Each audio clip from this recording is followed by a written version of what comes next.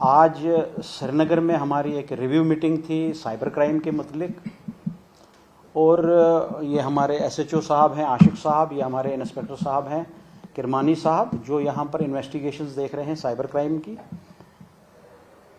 Crime department का एक अहम हिस्सा है साइस जिसको बोलते हैं। तो आम लोगों को शायद पता नहीं होगा, तो एक अवेयरनेस करने के लिए मैं जम्मू से यहाँ पर आया हूँ।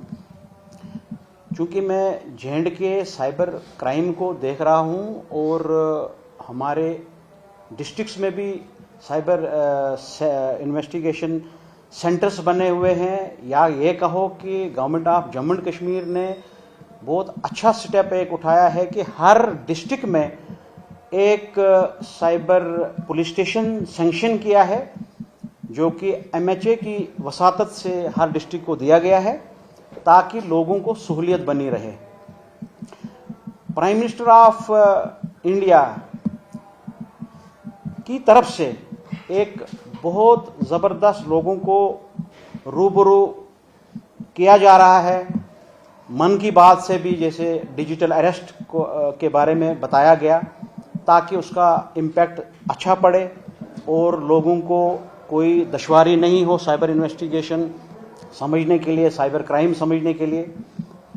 तो गवर्नमेंट की तरफ से भी कोशिश है और हमारी तरफ से भी कोशिश है कि जो आम लोग साइबर क्राइम से जूझ रहे हैं उनको अवेयरनेस दी जाए ताकि उनको कोई साइबर फ्रॉडस्टर ठगे नहीं।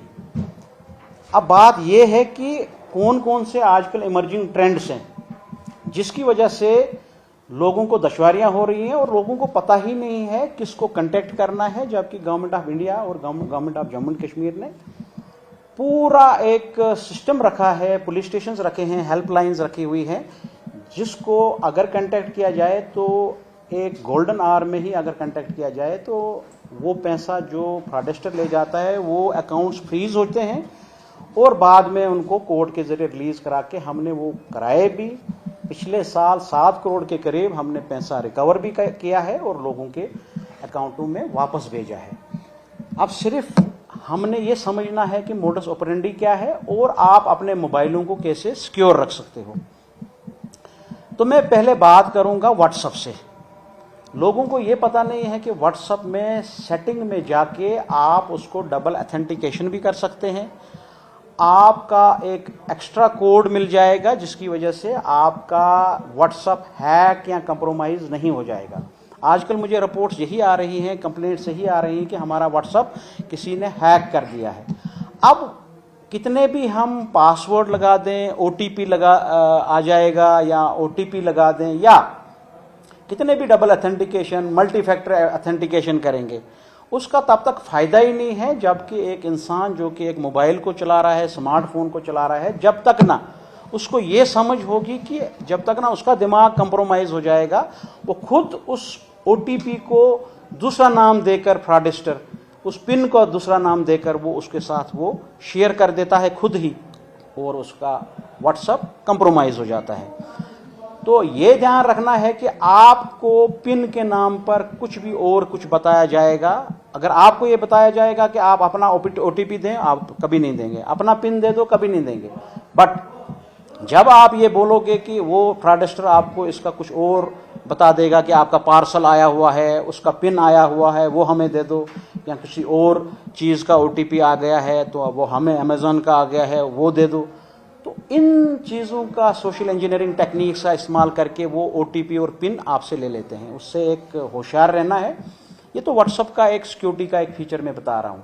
ऐसे ही फेसबुक पर जो प्रोफाइल पिक आप लगा रहे हो, एक तो हाई पिक्सेल्स होते हैं उसके, तो उसमें वो कॉपी करना उनको आसान हो जाता है, डाउनलोड करना आसान हो जाता है, क्योंकि आपने सेटिंग में उस प्रोफाइल पिक को लॉक ही नहीं किया होता है। कभी सेटिंग में जाके आपने इसको पब्लिक किया होता है, जो भी, और फ्रेंड रिक्वेस्ट, आप जो भी आपको फ्रेंड रिक्वेस्ट करता है आप उस फ्रेंड रिक्वेस्ट को एक्सेप्ट करते हो, जिसकी वजह से कोई भी आपके उस फेसबुक को कंप्रोमाइज कर सकता है या उस फेसबुक से क्लोन बना सकता है। आपके दोस्तों को फ्रेंड रिक्वेस्ट करके आपसे पैसे लिए जाते हैं और आप कंप्रोमाइज हो जाते हैं। रिसेंटली एक नया ट्रेंड चला है जिसमें एक फोटोग्राफ दिया जाता है, भेजा जाता है और बताया जाता है कि भाई इसको पहचानते हो, ये मिसिंग है, कोई बुजुर्ग का फोटोग्राफ दिया जाएगा। अननोन नंबर से ज़्यादा ये आते हैं।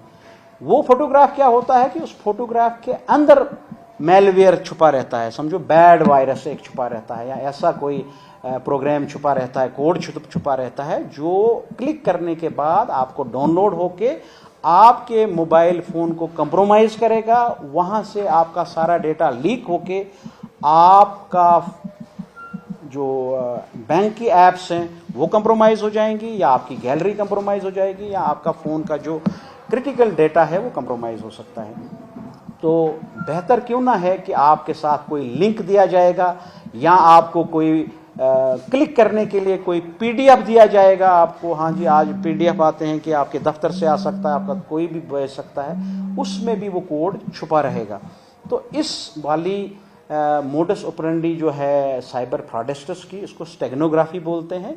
तो मेरी ये गुजारिश रहेगी आवाम को कि कोई भी ऐसा फोटोग्राफ, ऐसा कोई लिंक मत दबाएं या क्लिक करें जिसकी वजह से आपको उस फोटोग्राफ से कोई ऐसा कोड आपके फ़ोन में आ जाएगा जिसमें ऑटोमेटिकली आपका फ़ोन कंप्रोमाइज़ हो जाएगा।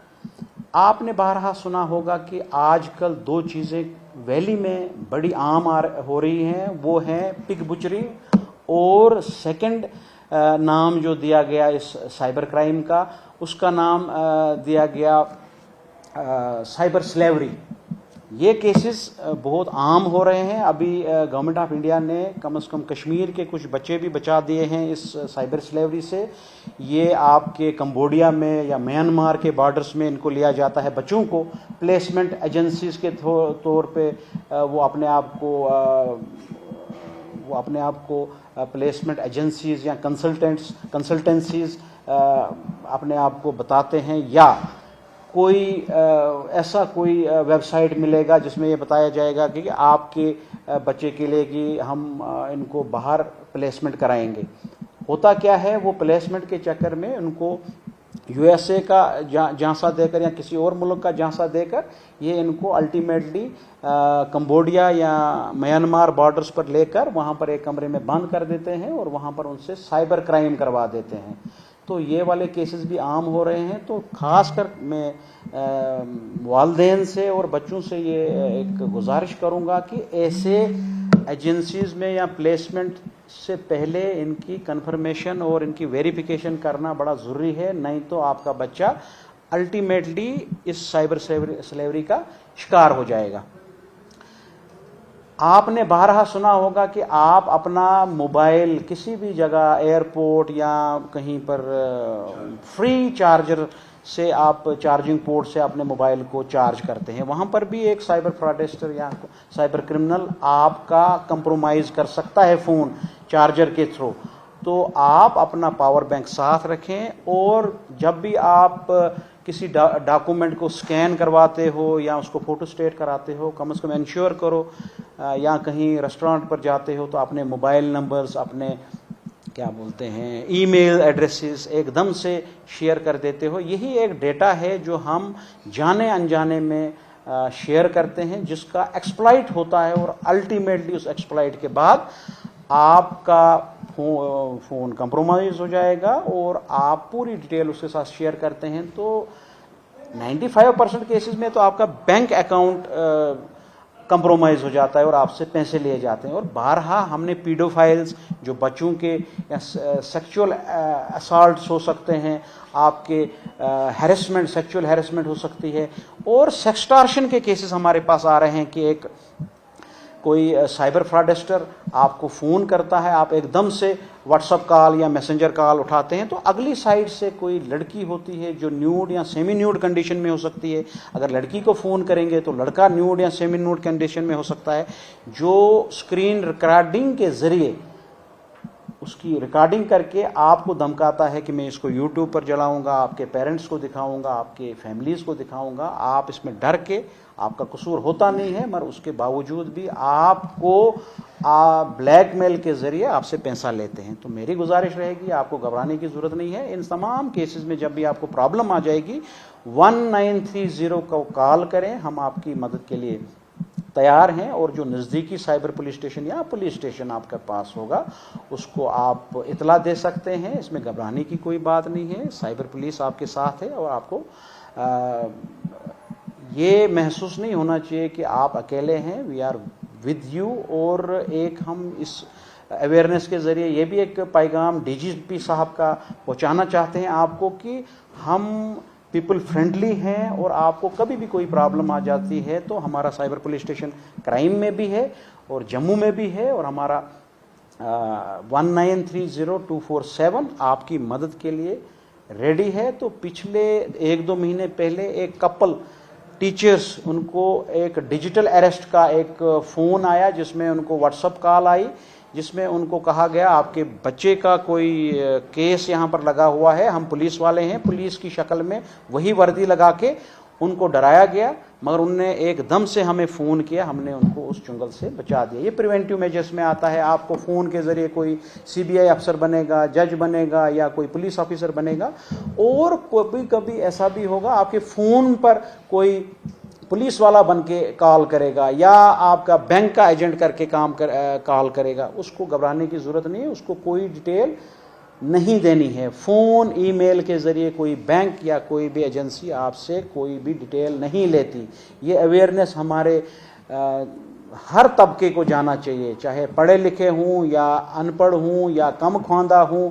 इसमें साइबर क्राइम में पढ़े लिखे भी उतने ही वल्नरेबल हैं, उतने ही इससे इफ़ेक्ट होंगे जितने आपके कम ख्वांदा या जो ना ख्वांदा लोग हैं। तो मेरी ये गुजारिश रहेगी, ये चंद अब पिग बुचरिंग क्या है, उसमें क्या किया जाता है कि आपको एक लालच दी जाती है। हमें जम्मू में कुछ केसेस ऐसे मिले जिसमें कुछ ऐप्स डाउनलोड करने के लिए बताया गया, जैसे NFT वो ट्रेजर NFT में लोगों ने इन्वेस्ट कर दिया। उसमें क्या होता है पिग बुचरिंग में कि पहले पहले आपको उनमें पैसा मिलता है, 1000 रुपया दोगे 2000 देंगे, ताकि आपका ट्रस्ट वो विन करें। जो ही आप इसमें पूरा यकीन कर देते हैं तो आप जो ही हैफ्टी ज़्यादा अमाउंट उसमें इन्वेस्ट कर देते हैं, तो अल्टीमेटली वो ऐप भी गायब हो जाती है, वो लोग भी गायब हो जाते हैं। ये जो आपका इंटरनेट है ये एक रियल वर्ल्ड है, ये रियल वर्ल्ड नहीं है, ये एक मसनवी दुनिया है। आप फिजिकल वर्ल्ड में रहें। अब इंटरनेट का ज़माना है तो साइबर फ्रॉडस्टर, जो आप सोचते हैं कि इंटरनेट पर सारे लोग आपकी वाहवाही और कमेंट्स में अच्छा लिखते हैं, उसमें मैक्सिमम लोग फेक्स एड्रेसेस लेकर कभी लड़की बन के लड़का बन के आपको धोखा देते हैं। तो ये चंद केसेस हैं जो हमारे पास रिपोर्ट हुए हैं आजकल नए वाले। वैसे तो मोडस ऑपरेंडी बहुत हैं, तो मैं चाहता हूं कि मैं इससे पहले कि मैं आपके क्वेश्चन आंसर ले लूं, थोड़ा सा मैं आपको ये बता दूं कि अगर आपने जो आजकल नया एक ट्रेंड चला है कि आपसे कोई फ़ोन लेगा और कहेगा कि मेरा फ़ोन ऑफ हो गया है तो मुझे घर फ़ोन करना है। अनजान बंदा होगा, आपसे फ़ोन लेगा, उसने फ़ोन नहीं करना है, उसमें कोड दबा के अपने फ़ोन पर वो आपके कॉल्स फॉरवर्ड कर सकता है, जो आपके OTPs उधर आके आपका फ़ोन और आपका जो बैंक है का अकाउंट है वो कंप्रोमाइज़ हो जाएगा। उसको ठीक करने के लिए आपने अपना ये कभी नहीं देना है। और अपने मोबाइल को चेक करने के लिए *#67# तो अगर आप प्रैक्टिकली भी यहाँ पर ये कर लेंगे तो उससे आपको पता चलेगा कि आपका फ़ोन कंप्रोमाइज़ है कि नहीं है। अगर कंप्रोमाइज़ होगा तो उसके लिए भी हमारे पास एक एक्सरसाइज है जिससे हम उसका वो या सेटिंग में जाके हम उस फॉरवर्ड नंबर को वहाँ से निकाल सकते हैं। सेकंड, हैव आई बीन पांड करके एक साइट है, वहाँ पर आप अपने ईमेल ID डाल के अपना एक बता सकते हो कि आपका जो फ़ोन है, जो आपका ईमेल एड्रेस है, वो कहीं आपका पासवर्ड उसका कहीं कंप्रोमाइज़ तो नहीं है। तो इसके बाद मैं चाहूँगा कि आप एक इसकी वीडियो खींचेंगे तो आप में से ही कोई आ जाएगा जो ये दोनों चीज़ें मेरे सामने करके दिखाएगा और आप उसकी वीडियो दिखाएं ताकि लोगों को पता चले प्रैक्टिकली। मैं चाहता हूँ, पुलिस चाहती है कि जो लोग हैं उनको खुद प्रैक्टिकली पता होना चाहिए कि मेरा फ़ोन सिक्योर है, मेरे फ़ोन में कोई हैक तो नहीं हुआ है। तो वो अगर खुद जानेंगे इस चीज़ को, रादर देन डिपेंड होना किसी पर कि मेरे फ़ोन को ऐसा करके दो, वैसा करके दो, मैं नहीं चाहता हूँ। हमारा यही कोशिश है, गवर्नमेंट की यही कोशिश है कि आप और हमारे डीजी साहब की भी यही कोशिश है कि हम लोगों को सक्षम करें और इनको बिल्कुल कैपेबल बनाएं कि वो अपना एड्रेस, अपना फ़ोन, अपना मोबाइल खुद चेक करें कि इसको कंप्रोमाइज़ हुआ है, नहीं हुआ है। Shabir sir, I have a question. I'm from Gulistan News. हाँ जी, Actually, sir, we have seen huge, nowadays kids are connected with games okay. and mobile connectivity and games जो कि काफी reach and relevant है बच्चों के साथ. But as you are talking about the frauds, जो छोटे बच्चे use कर रहे हैं फोन से, वो गेम्स खेल रहे हैं. So is there any kind of malware or any kind of कोई ऐसी एक्टिविटी जो गेम्स के जरिए भी आपका हाँ जी, हैक कर सकती है? बिल्कुल बच्चों के तक नहीं बिल्कुल बिल्कुल। जो गेम्स खेलने वाले या गेम्स को बनाने वाले हैं, फ्रॉडस्टर्स ही हो सकते हैं जो पेरेंट्स को से पैसा नहीं हटिया सकते हैं। वो आपके बच्चों को गेम्स में लाके, कोई एडल्ट होगा जो उसको बोलेगा कि आप ये क्रेडिट नंबर्स डालने हैं, इसमें सिक्योर करना है, आप इसमें इतना क्रेडिट डाल के इस गेम को खेल सकते हैं। अब देखें, मेरे पास एक रिपोर्ट आई और मैं बारहा अपने इर्द गिर्द भी ये चीज़ें देख रहा हूँ जिसमें खुद माँ बाप, छोटा बच्चा अभी 5-6 महीने का ही होगा, उसको मोबाइल आगे करके हम ही लोग खराब करते हैं। एज ए पेरेंट मैं ही खराब जब हूँ, उसको बचपन से ही मैं लत डाल रहा हूँ फ़ोन की। मैं कह रहा हूँ नोमोफोबिया एक साइकोलॉजिकल प्रॉब्लम एडल्ट्स में भी हो रही है, जिसमें एक एंग्जाइटी हो रही है। इस स्मार्टफोन को साइबर कोकीन कहा गया है। ये उतना ही डोपामिन रिलीज करता है जितना एक कोकीन खा के एक इंसान को डोपामिन रिलीज होता है, जो एकदम से उसका डिप्रेशन में डालता है थोड़ी देर के बाद। तो कहने का मतलब ये है कि अपने बच्चों को थोड़ा गेम्स में, स्क्रीन टाइम पर पेरेंटल केयर की बड़ी ज़रूरत है, और जितना बनेगा इनको फिजिकल एक्टिविटीज़ में लगाओ। और ऐसा भी नहीं है कि हम इनको टेक्नोलॉजी से दूर करना चाहते हैं। हमारा मुल्क भी बाकी मुल्कों की तरह हम भी चाहते हैं कि ऐसे कुछ केसेस आ रहे हैं सर गेम्स को लेकर जिसमें अकाउंट्स हैक किए जा रहे हैं या ओटीपीज या जम्मू कश्मीर में ऐसे केसेस नहीं आए हैं, मगर हमारी नेबरिंग स्टेट्स में ऐसे केसेस बहुत सारे आ गए जिसमें डेयर करने के लिए उन गेम्स में बोला गया है इवन कि खुदकुशी की कगार तक भी बच्चा पहुंच सकता है या एडल्ट भी पहुंच सकता है जो गेम्स का बिल्कुल एडिक्ट हो जाता है। तो हमारे पास ऐसी केस स्टडीज़ हैं बाहर की स्टेट्स में, ऐसा हो सकता है। तभी आपको, पेरेंट को, अपने बच्चे को मॉनिटर करना बड़ा ज़रूरी है। As you have talked about the budget, मैं डेटा जान सकता हूँ सर कि अभी तक कितना डेटा कलेक्ट किया गया है खासतौर पे कश्मीर या जम्मू कश्मीर के प्रोविंस में जो फ्रॉडस्टर्स का था साइबर को लेकर? देखें, ये जो आपका जो डेटा है, जो ऑलरेडी हमारे पास डेटा था, जो पीछे कोविड की वजह से 500 and 600 टाइम्स ये बढ़ गया है ये केसेस। वो इसमें मेरे पास इस वक्त उतना नंबर अवेलेबल नहीं है, तो एसएचओ साहब से मैं रिक्वेस्ट करूंगा कि ये एक डेटा आपके साथ शेयर करेंगे जिसमें ये पता चलेगा आपको कि ट्रेंड्स क्या चल रहे हैं और हमने रिकवरीज भी कितनी कर दी हैं। हम 2024 से आपको क्योंकि हमारा जो सेंटर है, सेंटर फॉर एक्सीलेंस है, इसका काम सिर्फ इन्वेस्टिगेशन का, स्पेशल केसेस इन्वेस्टिगेशन का नहीं है। हमारा काम ये भी है कि हम एक अवेयरनेस भी करें और जिन डिपार्टमेंटों में एक साइबर सिक्योरिटी की ज़रूरत है हम उनको भी इस बारे में एक अवेयरनेस वर्कशॉप करा के उनको इनमें अवेयर करा दें कि आपने अगर अपना फ़ोन चलाना है, अपना कंप्यूटर चलाना है, आप इसको साइबर सिक्योर कैसे करेंगे। तो एग्जैक्ट डेटा हम आपको अभी शेयर कर देंगे इसके बारे में। सर एक सवाल लेना चाहूँगा, टेलीग्राम जो है काफ़ी यूज़ कर रहे हैं आजकल हम लोग, उस पर काफ़ी ज़्यादा प्रॉब्लम्स हो रही है फिशिंग के मामले की अगर आप बात करें बाकी चीज़। और एक और सवाल जोड़ के लूँगा सर इसमें, मोस्टली इन केसेस में हमने देखा है साइबर क्राइम में कि जो ज़ईफ़ लोग, बुजुर्ग लोग होते हैं उनके साथ ज़्यादा स्कैम्स होते हैं। तो क्या डिपार्टमेंट की तरफ से, जिस तरह से आप अवेयरनेस प्रोग्राम्स की बात करें, कोई स्पेशल कैंपेन्स दिए जाएंगे जो गांव खेड़ों में जाएंगे, वहाँ पे इन लोगों को अवेयर करें? हमने ऑलरेडी प्रोग्राम रेडियो जॉकीज़ के ज़रिए स्टार्ट कर दिया है। तो जम्मू से हमने स्टार्ट कर दिया है, ये थ्रू आउट इंडिया चलता है हमारा प्रोग्राम। मेरे कुछ प्रोग्राम दिल्ली से भी हुए, और हमने पिछले साल भी इधर कॉलेजों में जाके ये प्रोग्राम्स किए हैं। हमने हेल्थ डिपार्टमेंट के साथ भी प्रोग्राम किए, हमने हर डिस्ट्रिक्ट को इसमें लाया। अब आपकी मदद की ज़रूरत है कि जो हमारे गांव के भाई हैं, जो ना ख्वांदा या कम ख्वांदा लोग हैं, तभी तो हमने ये एक सोचा कि जब तक ना हम अपने मीडिया के लोगों को इस्तेमाल करें, इसमें उनकी वसातत से हम पहुंच सकते हैं। क्योंकि हमारे पास आप लोग देखो, जब तक ना पुलिस तभी कामयाब है जब लोग और मीडिया हमारे साथ हैं। अब हम कहेंगे कि सिर्फ हमारी वजह से कोई चीज़ चलेगी, ऐसा नहीं है, ये मेरा मानना है। तो हमने ये पहल की है कि हम यहीं से जाके लोगों के पास जाके हम इनको अवेयर करें।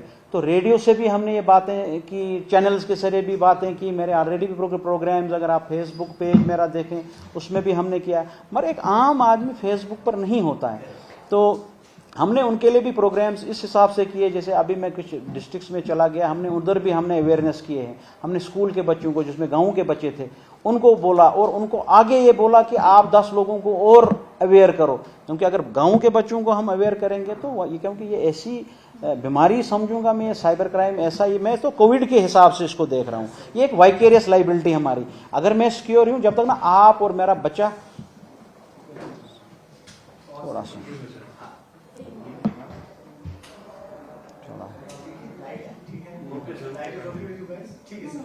नहीं, मुझे लगा तो ये कंटिन्यू कर लेता हूँ मैं। जब तक ना हम यहीं से हर जगह पहुँच जाएंगे तब तक पॉसिबल है ही नहीं। तो बारहा मेरे साथ ये भी एक्सपीरियंस हुआ, जिस जगह पर मैंने ये अवेयरनेस की, तो बाद में जब वहाँ से मैं निकला तो फिर मुझे फ़ोन आया कि हम फिर लुट गए।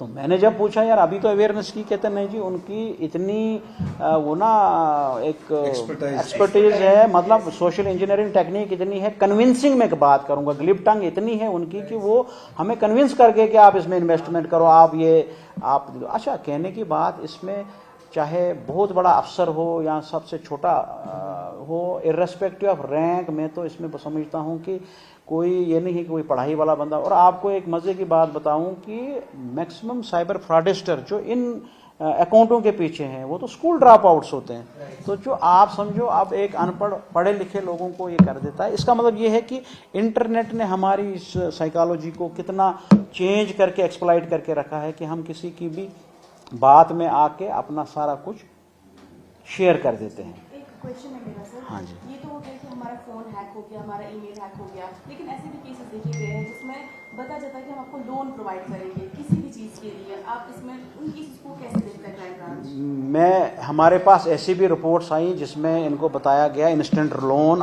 आपको किसी डॉक्यूमेंट देने की ज़रूरत नहीं है। मगर आपको मैं ये चीज़ बता दूं, होता क्या है कि ये आपको थोड़ा सा लोन देकर बाद में तंग करना स्टार्ट कर देते हैं। जो लोन ऐप के साथ आपका फ़ोन कंप्रोमाइज़ करते हैं, आपकी गैलरी कंप्रोमाइज़ कर सकते हैं। जो ही आपकी गैलरी कंप्रोमाइज़ हो गई, आपके फ़ोटोज़ को मॉर्फ कर सकते हैं। आपको मैं एक सिंपल से एग्जांपल बता देता हूं। आर्टिफिशियल इंटेलिजेंस की वजह से डीप फेक्स बन रहे हैं आपके। मैं आपको फ़ोन करूंगा, फ़ोन आपका नहीं होगा, मगर मैं अपने स्पूफिंग से, कॉल स्पूफिंग से आपका नंबर इस्तेमाल करके दूसरे को फ़ोन करूंगा। दूसरी बात, मैं आपकी आवाज़ को आर्टिफिशियल इंटेलिजेंस से क्लोन कर सकता हूं, उसको वॉइस क्लोनिंग बोलते हैं। मैं फिर आपकी शक्ल का ही दूसरे को व्हाट्सएप कॉल कर सकता हूं। उनको लगेगा आवाज़ भी वही है, नंबर भी वही है, जबकि ना इनका शक्ल वो सही होगी, ना वो फ़ोन नंबर उनका होगा, ना वो आवाज़ उनकी होगी। तो ये है चीज़ें, ये ऐसे मोडस ऑपरेंडी है जिससे आजकल लोगों का पैसा, हार्ड अर्न मनी, उनसे लिया जाता है। मगर इसका कतई ये मतलब नहीं है कि एक बंदा एक इलीगल एक्टिविटी करके या प्रोसीड ऑफ क्राइम, दूसरे क्राइम में या कहीं पर वो पैसा लगा देगा। यहाँ पर तो पैसा साफ होना चाहिए, हार्ड अर्न मनी होना चाहिए। ये इंश्योर करना चाहिए कि लिजिटिमेट पैसे के लिए हम आपके साथ हैं। कोई ये कहेगा कि किसी ने किसी और क्राइम में पैसा लिया होगा तो वहाँ से वो पैसा कहीं इस्तेमाल करके हमें कोई वहाँ से वो कर देंगे थोड़ा सा। क्योंकि जब हम रिकवर पैसा करेंगे, हम इंश्योर करते हैं कि पैसा भी लेजिटिमेट हो, कहीं ऐसा ना हो कि हम किसी इलिजिटिमेट चीज़ को लेजिटिमेट बनाने की कोशिश करेंगे। तो ऐसा नहीं होना चाहिए। That is why we are looking into the every aspect. आप समझ रहे हैं मेरी बात को? लोगों के इसमें ये पूरा चीज़ आनी चाहिए। तो लास्ट में मैं ये कहूँगा कि मेरे पास मीडिया के भी लोगों के फ़ोन आते हैं किसी वक्त कि हमारे साथ भी फ्रॉड हुए। देखो हम सोसाइटी में आए हैं, कोई पुलिस वाला है, कोई मीडिया वाला है, कोई मजदूर है, कोई हैं तो अपने ही भाई बहन सारे।